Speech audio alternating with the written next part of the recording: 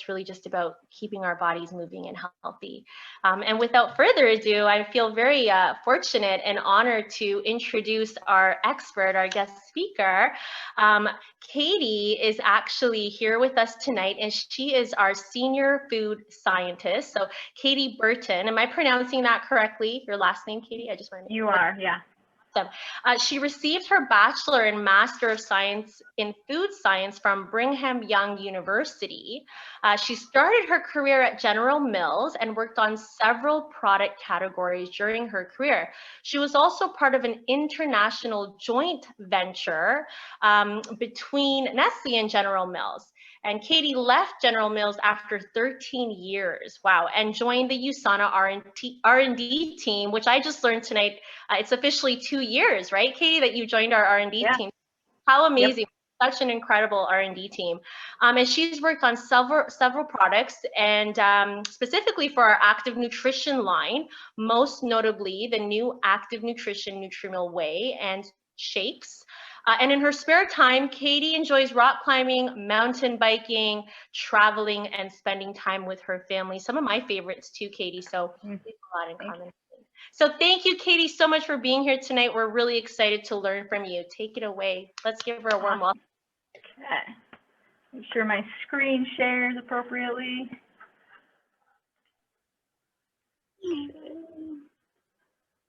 Oh, man.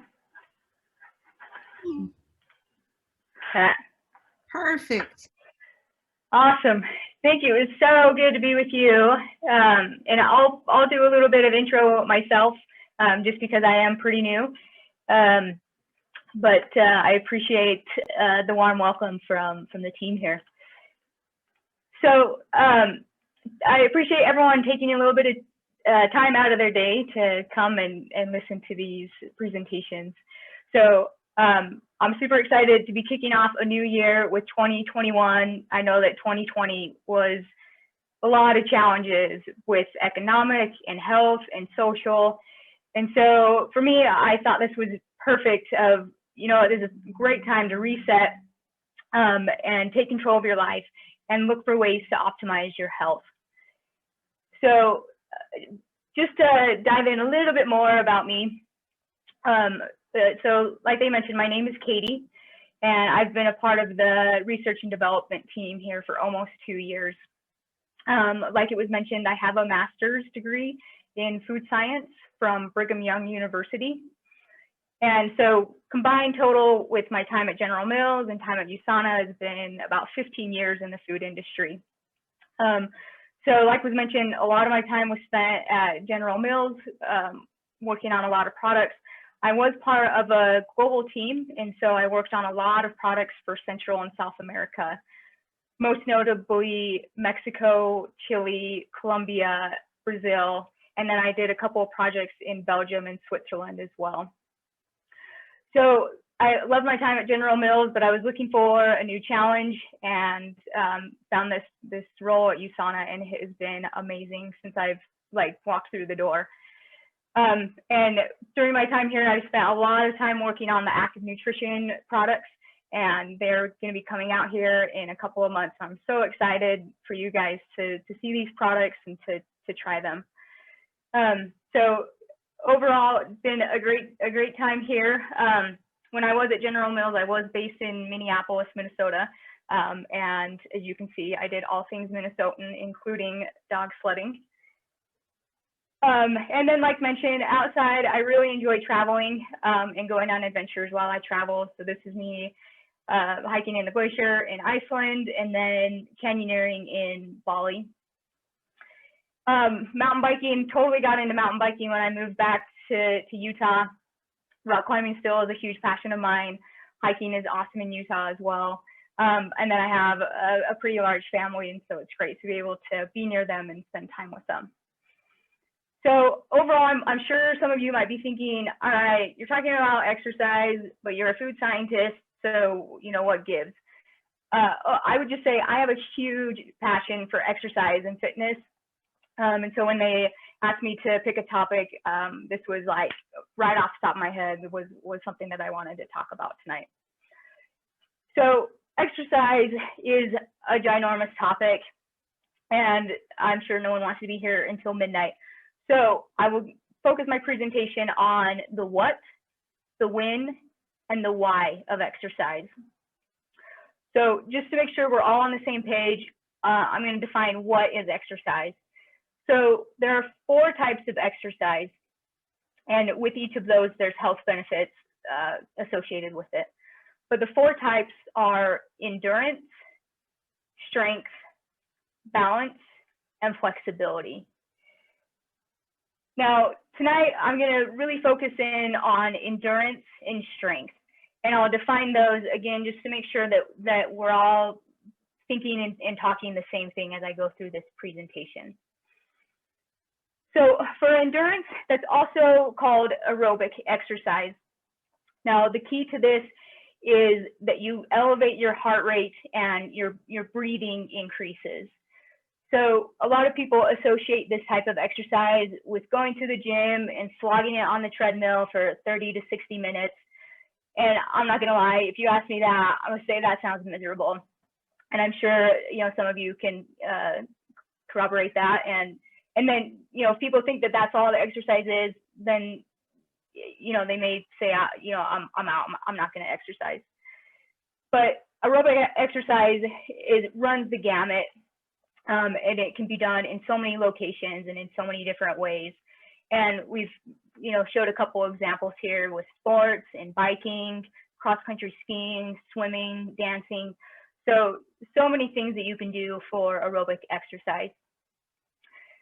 The second type of exercise we'll talk about tonight is strength training, also known as resistance or weight training.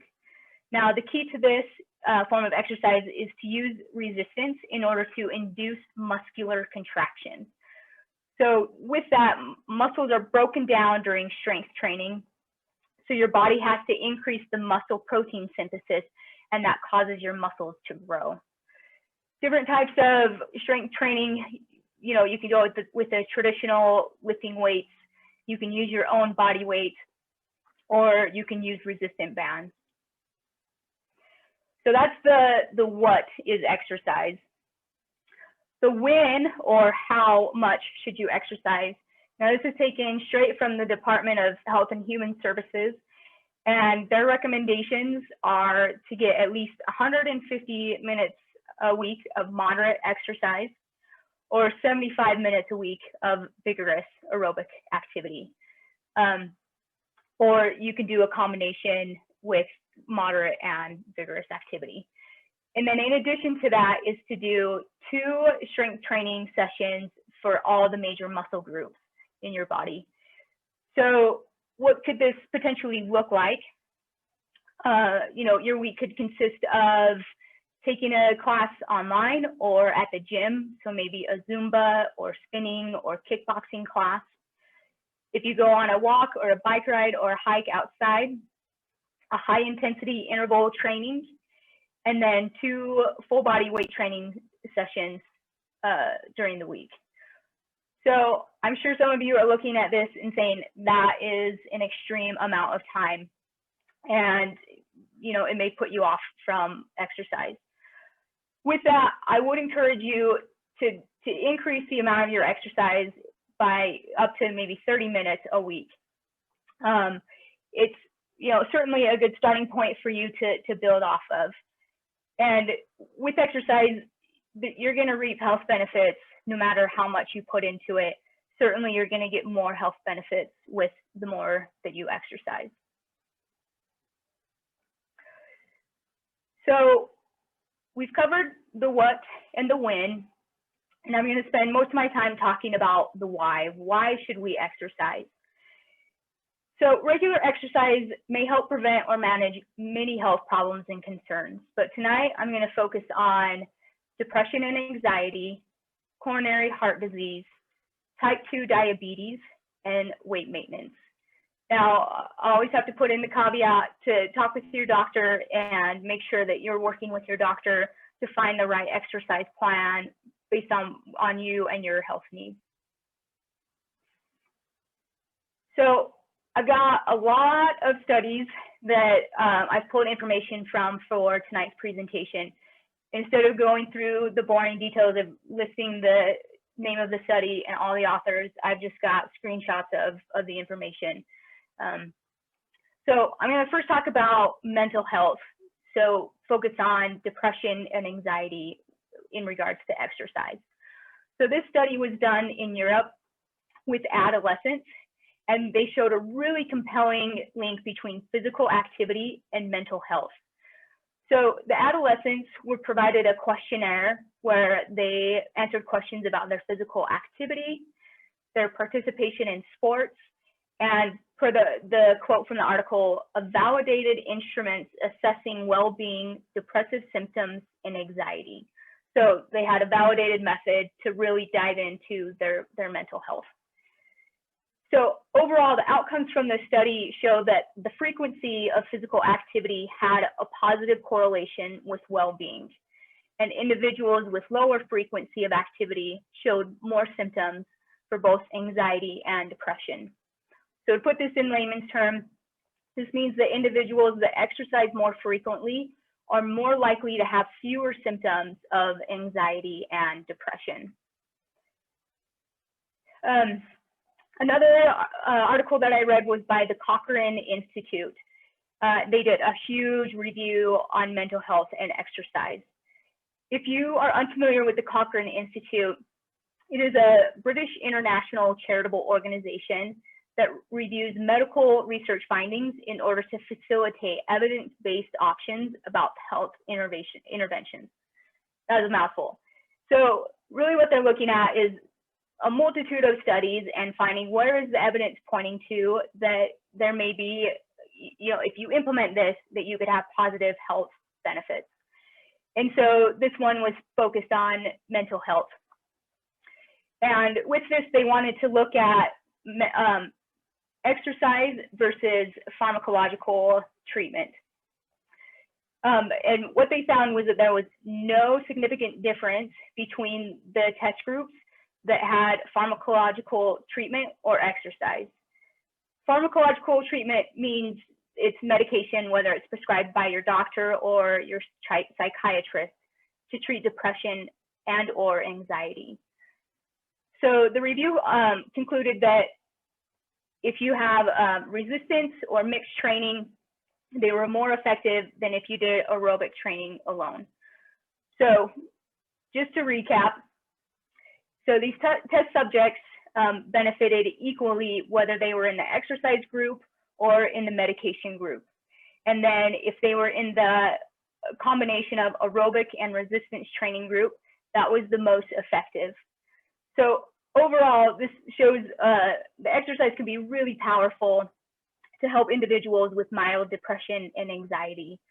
Exercise can also be utilized in conjunction with medication and other treatments for those with more severe depression and anxiety. And I need to grab a drink for real quick.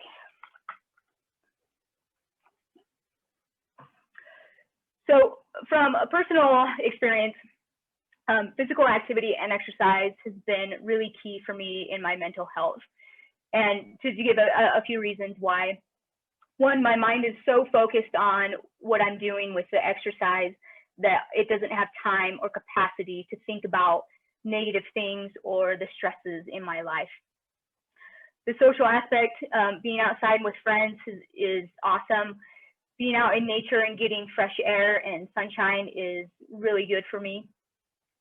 And then for me, the sense of accomplishment is really vital. To utilize it, to have enough physical strength and mental strength in order to get through a workout, whether it's a really hard weightlifting session or a rock climbing route that I've been working on for a while that I finally am able to do without falling, or a new personal record on my bike rides. So I track my rides and I know when I've hit the fastest time that I have. So all of that is really helpful for me with my mental health. Next, I'm going to talk about coronary heart disease. And again, exercise can play a big role in preventing coronary heart disease. So all of us have a heart, and I would like to believe that we all want to keep it healthy as we age. According to the National Heart, Lung, and Blood Institute, exercise can help control some of the risk factors associated with coronary heart disease. So what is coronary heart disease? It is usually caused by atherosclerosis, which means there's a narrowing or blockage of the coronary arteries. Now, those arteries are what pump blood and oxygen to your heart. So it's vital that those stay open in order to keep blood flowing. So in this meta-analysis, and for those who don't know, a meta-analysis looks at multiple studies and pulls all the information together in order to give more robust results. So with this meta-analysis, they found that individuals that exercised at least 120 minutes per week showed an increase in high-density lipoprotein, also known as HDL, or good cholesterol. And then on top of that, a positive impact was also seen for each additional 10-minute increment. So if you went from 120 minutes to 130, there was a positive impact from that. So why is HDL good for you? That is thought to remove the bad cholesterol from your arteries so that your blood can move freely to your heart. The National Heart, Lung, and Blood Institute also states exercise helps with lowering blood pressure. So exercise strengthens your heart muscle and improves its ability to pump blood throughout your body, which may also help prevent heart disease. Next, I'm going to talk about type 2 diabetes, and I'm going to split this up into prevention versus those that have diabetes. So real quick, diabetes is when the insulin receptors in cells become less sensitive, and so the insulin can't connect to those receptors, and insulin needs to connect to those receptors in order for glucose to get into the cell. So if you look on the left, that's showing that the insulin is connected and that glucose is flowing into the cells. Whereas the picture on the right, the insulin is still stuck in the bloodstream, and therefore your glucose gets stuck in the bloodstream. So I wanted to go through this study. This was done in China, and they wanted to test diet and exercise impact on individuals with impaired glucose tolerance, meaning people that are on the cusp of developing diabetes. So your average person is not part of this study, just those that are potentially going to develop diabetes. So they followed these participants for 6 years and looked at how many of those people developed diabetes. Now they had 4 groups for this. The first group is your control group, which they had no intervention. So they didn't make any changes to their diet or exercise plans. They just lived their life normal. With that, almost 68% of the people in that group developed diabetes. Then they had a group that they just looked at diet, and that would be reducing the carbohydrates or refined grains, reducing your sugar intake, and maybe a lower fat diet. That group only had 44% of the individuals develop diabetes. The exercise group, that would be around 30 minutes of moderate exercise a day. And that group saw only 41% of individuals develop it. And then they did a combined group of diet and exercise and found 46 people. So essentially all 3 of the intervention groups had a significant reduction in the development of diabetes. And this study has been replicated. So there are studies in Sweden, in Finland, and in the US that all have similar results to this. So exercise is really key to helping prevent diabetes. Now, for those that have diabetes, you can still reap beneficial impacts. So with this study, they had a set structure for the exercise programs that these individuals went through. And they did a combination of aerobic and resistance. And they found that the type of exercise was associated with hemoglobin A1c reduction in patients with type 2 diabetes. So what is hemoglobin A1c? So this is a marker for the average level of blood sugar over a 2 to 3 month period. So the lower hemoglobin A1c is associated with lower blood glucose levels, which is what you want. That means the blood is getting moved out of your bloodstream into your cells. So this shows that exercise is really helping your body be more effective and efficient at removing glucose from your bloodstream. And of course, I can't talk about exercise and not discuss weight maintenance. But instead of focusing on aerobic exercise, I'm going to focus on the connection of strength training and weight maintenance. So sarcopenia is a decline in muscle mass. And most individuals, after they turn the age of 30, each decade, they're going to lose muscle mass. And it's between 3 to 8%. Once you turn 50, that muscle mass decrease or muscle mass process speeds up, where you're losing 5 to 10% each decade after 50. So certainly weight training can slow this or even reverse the muscle loss. And hopefully most of you are aware, the more muscle mass you have, the higher your resting metabolic rate, meaning the more calories you expend at rest. So this study showed that if you can build 1 kilogram of muscle, then you can increase your resting metabolic rate up to 20 calories per day, meaning you're going through more calories while you're just sitting here watching this presentation. And then also with strength training, did you know that after you strength train, your resting energy expenditure may be elevated for up to 3 days after your workout? So this study looked at overweight college-age males and it put them into resistance training, and then measured their resting energy expenditure at 24, 48, and 72 hours after their weight training session. The study found a significant elevation in their resting energy expenditure, upwards of 5%, up to 72 hours when compared to if they looked at their baseline, prior to when they had exercised. And then one other study is looking at fatigue versus non-fatigue. And those people that can exercise to fatigue end up burning more calories. So or let me actually go into fatigue real quick of what it is. So with fatigue, let's say you have a weight with you and you're doing bicep curls, and the first 5-10 reps are super easy, and then when you get to like rep 12 or 13, it's like your brain is telling your mind or telling your arm, move the weight up, and you physically can't. That's when you've hit fatigue.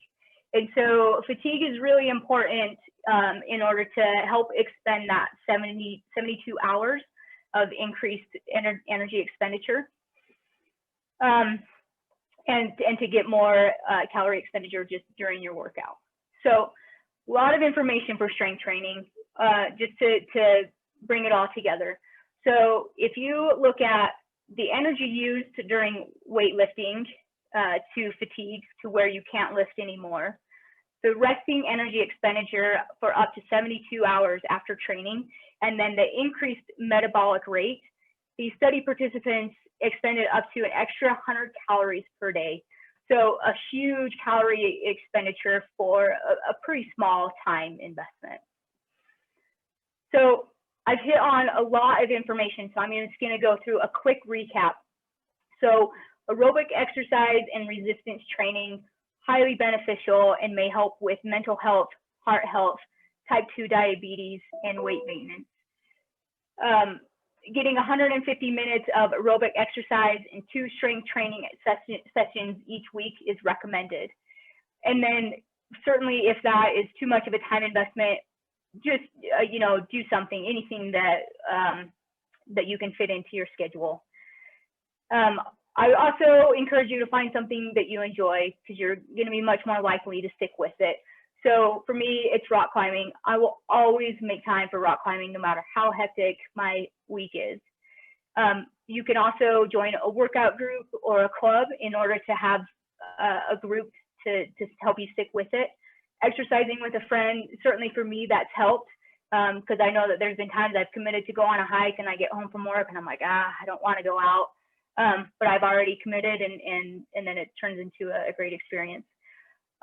or getting a personal trainer. So certainly for me, this keeps me committed to my weightlifting and it helps me push beyond where I would normally quit and helps me get to that fatigue phase.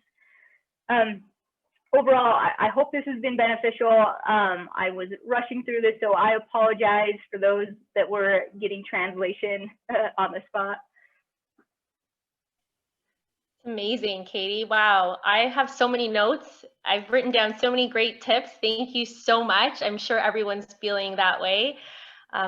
Incredible. I think what really also stood out to me was some areas that you touched on, like, but just find something you love, right? And for me, that's been so true. I'm not one that just wants to like run on a treadmill. I love getting outdoors. So especially right now, being on a lot more of the Zoom calls and doing things online, I've kind of been like, you know what, I'm going to throw in my pods and just walk, go out there, even though it's really cold in Toronto, get bundled up and go for a nice brisk walk while I'm, on a call versus just sitting in front of my computer. For me, it's just being outdoors, right? So I love that you brought that up. And even just having someone that holds you accountable, like you shared, a friend or somebody, that really is an awesome tip. Thank you so much. The correlation between mental health, wow. Those studies are really powerful and such a huge topic right now, right? With everything, it's been a huge topic, of course, but even more so right now with what we're kind of facing. And just the direct correlation with our overall health from, heart disease to diabetes. Absolutely awesome. Just wanted to say, I love that you had your little bicep, curl. That was awesome. Thank you for that. That was just so fun. And we do have a couple questions. So are you okay with us diving into that? Can we go right into that? You bet. Let a thumbs up. Okay. And again, just thank you so much. You've really poured into us and we've learned so much tonight from you. So we're super grateful. So the first question, it's kind of a fun, simple one. What would be your top 3 tips to just improve your fitness game? Yeah, I think that's a really good question and really important one. So my top 3, number 1 would be determine what your barriers are to exercise and then remove them. So for me, when I lived in Minnesota, so I like to work out after work, right after the work day. But when I was in Minnesota, if I would go home first in order to get my workout gear, then the odds of me leaving the house was pretty slim because it's so cold. No one wants to be outside longer than they have to be. So I learned that if I take my necessary gear with me, put it in my car, and then I can just drive straight from work to the gym, then the odds of me going was a whole lot higher. So figure out, what your barriers are. Some people after work sounds miserable, and so maybe a morning workout is better for you. The second thing I would say is keep track of your workouts, so especially your weightlifting or strength training. So you want to be able to see how much are you working out, and certainly with strength training, are you making improvements? Are you able to lift more weight or do more reps? And there's tons of activity trackers out there. There's apps on your phone, or you can just put it in a diary, whether on your phone or write on a paper. And then the third tip I would have is be as consistent as you can. So habits and routines are super beneficial, and once you're out of the habit, it's so hard to get back in. So right now, my nephew lives with me. And when he first moved in, he was going to the gym all the time and exercising, and things were great. And then we had to quarantine for a couple of weeks, and so he wasn't allowed to go to the gym. It's been probably 3 to 4 months, and he's been in the gym no more than 5 times.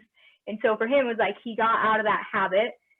He didn't find alternate ways to exercise while he was in quarantine, and now it's so hard for him to get back into it. Wow, those are amazing 3 tips. The first one especially, that really spoke to me. And how fun that your nephew is hanging out with you, huh? That must be a lot of action. Adds a little more entertainment to the household, I'm sure. You bet. So the second question, I really like this one. And I grew up with athletes and my brothers both being in the fitness world. It's interesting how a lot of times we're curious, before the workout, after the workout, post and pre and post, what is the best way to fuel our bodies? And I really watch them in that zone. So I'd love for you to share a little bit on that with us. Yeah, so that one definitely depends on what kind of activity you're doing. So if you're doing more aerobic or endurance or a longer workout, or maybe one where you're just going to be sweating a ton, maybe like a yoga class, then getting electrolytes either before or during or after the workout is going to be key. So electrolytes play a really important part in regulating your nerve and muscle function. So every muscle contraction utilizes electrolytes, and that includes your heartbeat, since that is a muscle. So they need to be replenished after you exercise, and especially after sweating. If you're weightlifting, then getting protein, so at least 20 grams of protein within 20 minutes of your workout, whether that's before or after. Studies show that is the protein amount and the time that your body can utilize the protein most efficiently, and your muscles can repair that much faster and become that much stronger. Okay. So 20 minutes, that's really key. Okay, awesome. Wow, that's awesome. And the third question that came through, this one I love because I've seen this to be true. There is so much focus on macronutrients, right? When it comes to anything with fitness, especially if you have a fitness community or people who are into performance, there's always so much focus on the macros like protein, fats and carbs. But what about the role of antioxidants and micronutrients to support your exercise plan? Yeah, so micronutrients are definitely overlooked, like you were saying. I mean, here I just talked about protein. Electrolytes would be considered a micronutrient. But micronutrients are utilized in so many of your body's processes, especially at the cellular or cell level. So they're utilized in order to help your body create energy in order to maintain your bone health. They do protect against oxidative damage, and then they help with the creation and repair of muscle tissue. So all things that your body needs as it's working out, you need energy to keep going. You want your muscles to recover so that you can continue to help those grow. So micronutrients are going to be super key in all of those processes. Yeah, I found like it was night and day for me when I really took a closer look at that angle and started to optimize on that level. Wow, what a difference it made for me in the fitness side of things. So Katie, thank you so much. This has been absolutely incredible. So much value. We've learned a lot tonight, and we're just so grateful for you. Thank you again.